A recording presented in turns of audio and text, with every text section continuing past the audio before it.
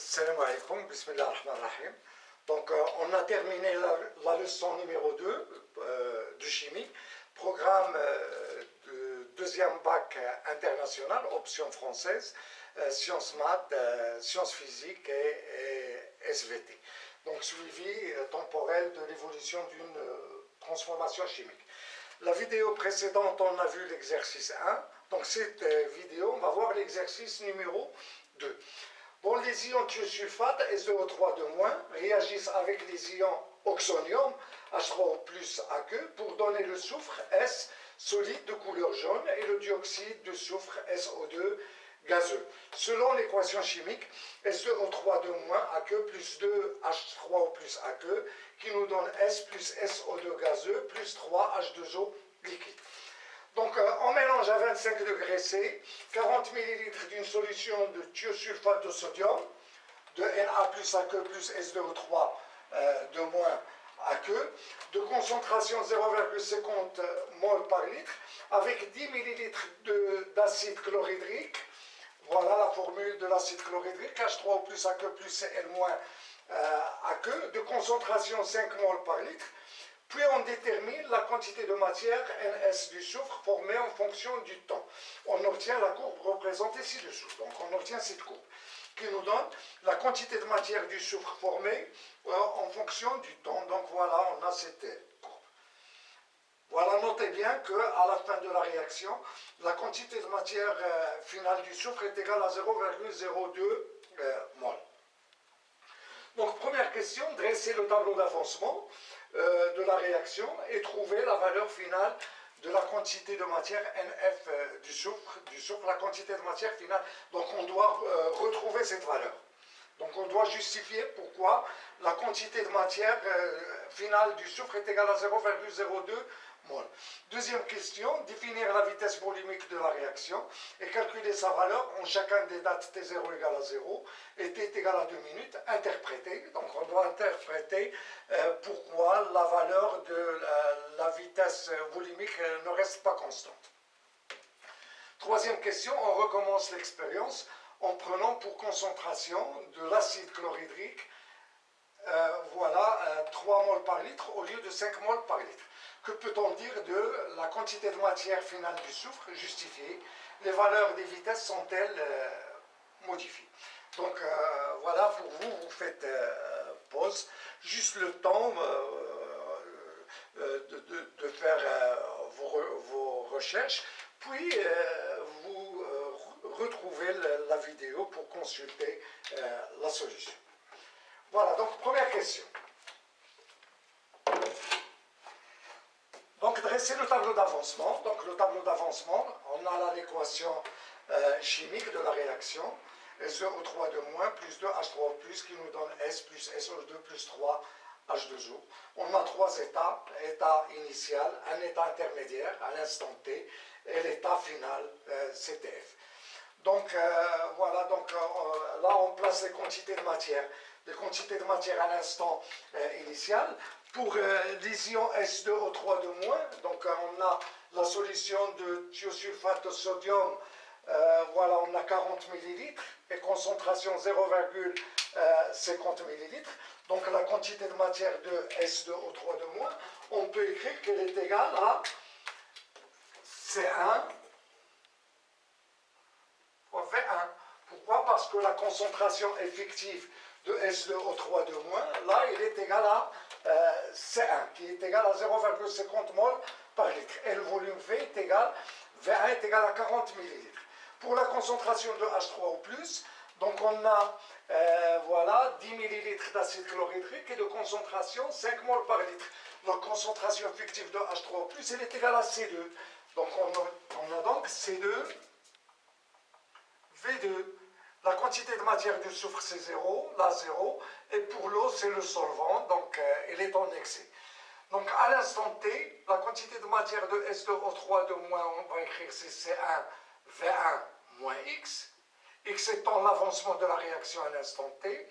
Pour H3O+, on a C2, V2 moins 2X. Pourquoi moins 2X? parce que le coefficient stoichiométrique de H3O+, c'est 2, et là on a x. À l'instant t final, on a C1 V1 moins x max, C2 V2 moins 2x max. Donc à l'instant, à l'état final, l'avancement prend la valeur maximale. Donc x max. Voilà. Il nous reste à chercher C1V1 et C2V2. Donc C1V1, la quantité de matière initiale des ions thiosulfate est égale donc 0,50 mol par litre fois V1 qui est égal à 40 millilitres, 10 puissance moins 3.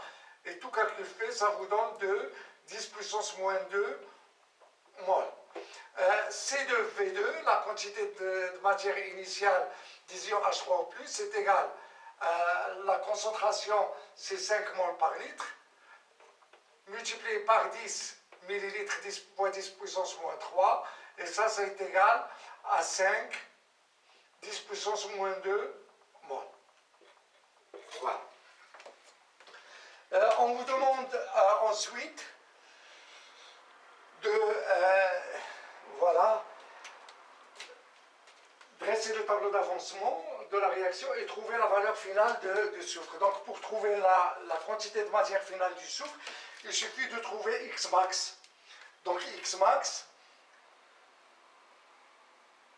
c'est l'avancement final, à l'état final, la valeur maximale de l'avancement. Donc pour chercher X max, donc on a le choix, soit on utilise cette méthode, on écrit C1V1 moins X max est égal à 0, on va trouver la valeur de X max 1, qui est égal à C1 V1. Donc, puis on va écrire ensuite C2V2 moins 2 X max est égal à 0, on va trouver X max 2. Et la valeur de X max, c'est la valeur la plus petite entre X max 1 et X max 2. Ou bien, on utilise une méthode très simple, on écrit que X max est égal à l'inf, la valeur inférieure de C1V1 sur 1. Ça, c'est égal à X max 1. Et C2V2 sur 2, donc la quantité de matière initiale de H3O+ sur 2. Donc C2V2 sur 2. Donc X max est égal à la quantité de matière initiale de S2O3 2 moins sur 1, le coefficient stoichiométrique c'est 1, et C2 est la quantité de matière initiale de H3O+ sur 2. Donc ça est égal à X max, donc est égal à la valeur inférieure entre C1V1, C2 10 puissance moins 2 sur 1, et C2V2 c'est 5 10 puissance moins 2 sur 2. Donc là on obtient 2, 10 moins 2, et là c'est 2,5, 10 moins 2, d'accord, la valeur inférieure c'est celle-là. Donc il est égal à 2, 10 puissance moins 2 mol. Et la valeur N finale du soufre est égale, voilà, c'est X max, qui est égal à 2, 10 moins 2 mol, qui est égal à 0,02 mol. Donc c'est la valeur finale qu'on a vue sur la courbe. Donc voilà, lorsque la réaction atteint l'état final, la quantité de matière du soufre est égale à 0,02. C'est ce qu'on a vu précédemment. Deuxième question, voilà, ça c'est la première question, voilà. Deuxième question, définir la vitesse volumique. Donc la vitesse volumique, donc on définit la vitesse volumique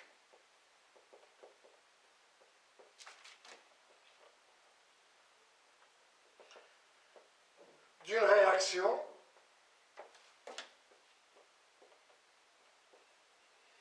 chimique par la relation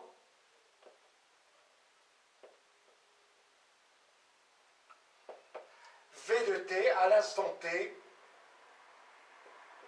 est égal à 1 sur Vs d de x sur dt.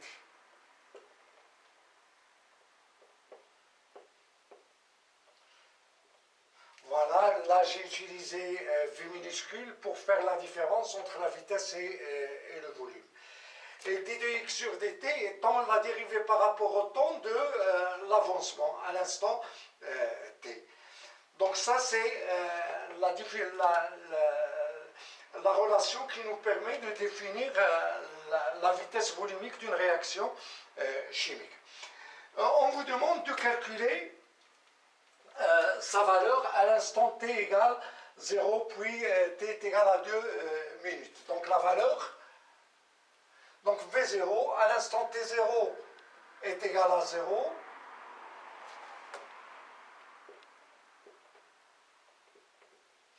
Voilà, t0 égale à 0. Donc on n'a pas l'expression de x en fonction du temps, mais tout ce qu'on a, on a la courbe. Donc voilà,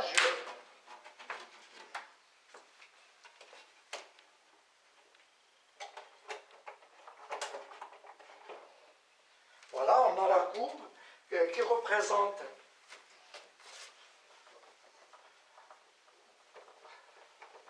les variations de n en fonction du temps. N c'est x. Donc on a n du soufre est égal à x. Voilà, à chaque instant. Donc d de x sur dt, voilà, d de x sur dt à un instant t donné,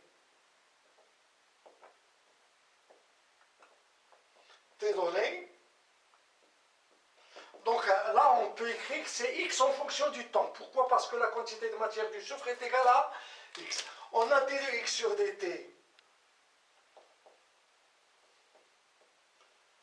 à un instant t. À quoi est égal? Est égal à A. Et A c'est quoi? C'est la pente de la tangente à la courbe à l'instant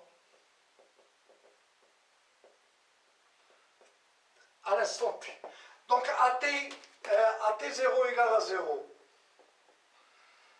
Donc qu'est-ce qu'on va écrire? Qu'à d de x sur dt à l'instant t0 égale à 0 est égal à a0. Et a0 c'est quoi? C'est la pente de cette tangente. La tangente à la courbe à l'instant t égale à 0. Et pour trouver la pente, il suffit de prendre deux points. Donc je vais prendre ce point et ce point de cette tangente. Donc il faut chercher la pente de cette tangente. Donc pour ce point, on a l'ordonnée, c'est 0,3 minutes.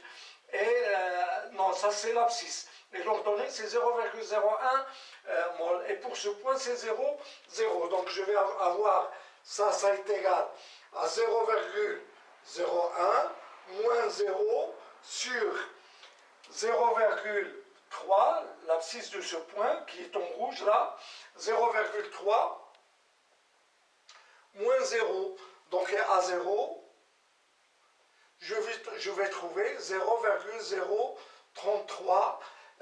L'unité XC en mol était en minutes. Donc c'est mol par minute. Et V, voilà, V à l'instant t égale à 0 est égal donc à 1 sur Vs fois A0. Donc c'est-à-dire que V0, voilà, V0 est égal à 1 sur Vs. Vs, c'est le volume total de la solution qui est égal à 40 plus 10 millilitres. Donc c'est 1 sur 50, 10 à la puissance moins 3, multiplié par 0,033. Et tout calcul fait nous donne V0 est égal. Donc V0 est égal à 0,55. Voilà, 0,55 mol par litre litre moins 1 minute moins 1. Voilà. Ça, c'est l'expression de la vitesse à l'instant t égale à 0. Donc, puis, à l'instant t est égal à 2 minutes.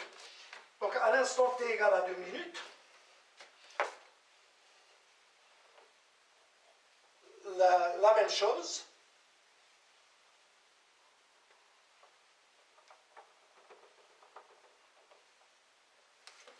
Donc, à l'instant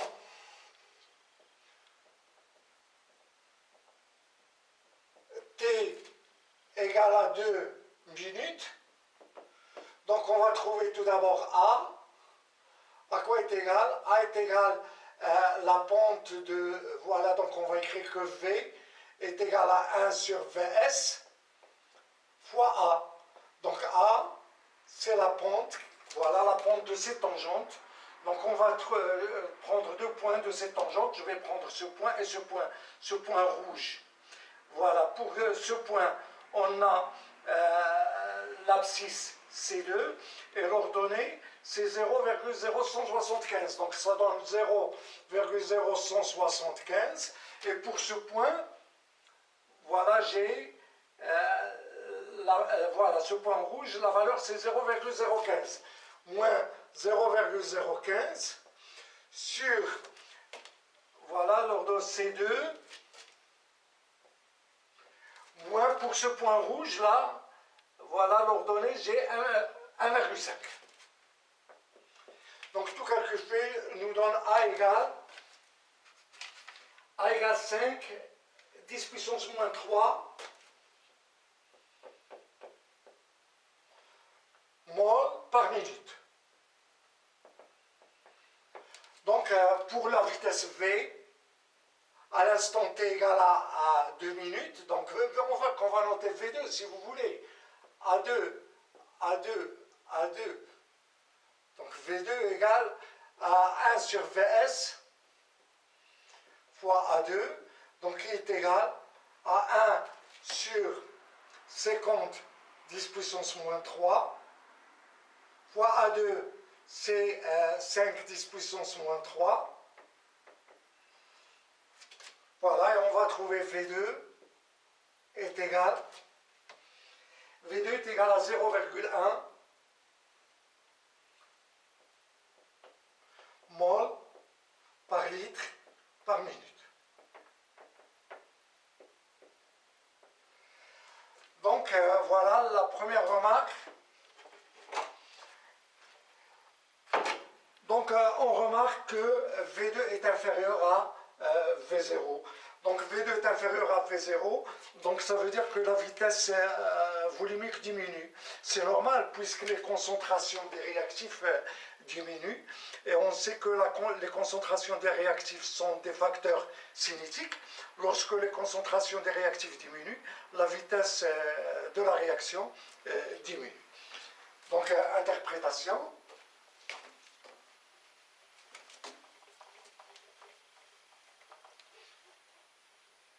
Donc V2 est inférieur à V0. Voilà, interprétation.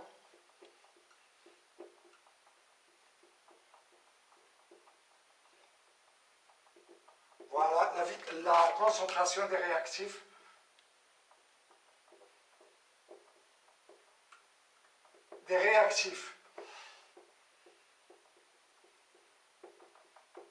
Diminue au cours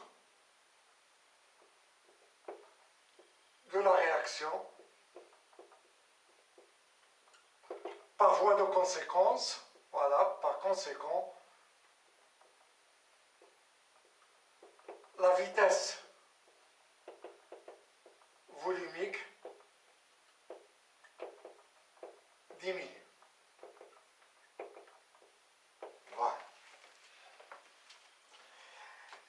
Voilà, troisième question. On recommence l'expérience en prenant pour concentration d'acide chlorhydrique, 3 moles par litre au lieu de 5 moles par litre. Que peut-on dire de NF? Donc il faut choisir, voilà, il faut chercher la valeur de X max, la nouvelle valeur de X max. Donc on a X prime, on va noter X prime max qui est égal à l'inf. Voilà, pour S2O3 de moins, on a toujours C1 V1 sur 1. Et pour l'autre, c'est C'2 V2 sur 2.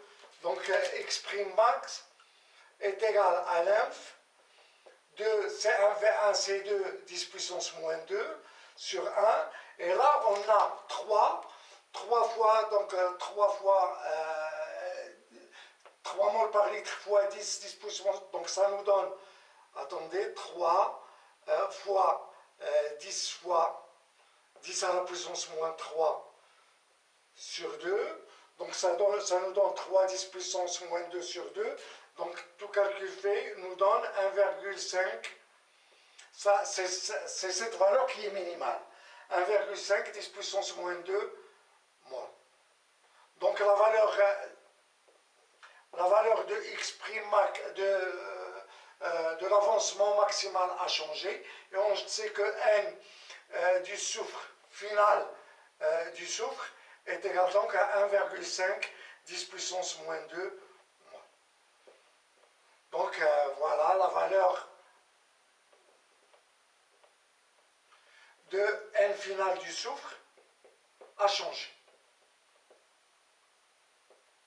Puisqu'il y a changement du réactif limitant. Le réactif limitant dans ce cas, ce n'est pas S2O3 de moins, c'est H3O+.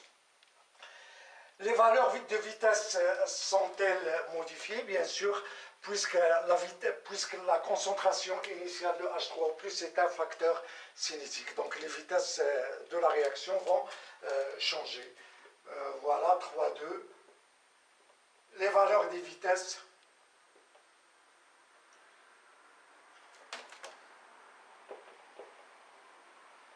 sont modifiées car la concentration initiale de H3O+,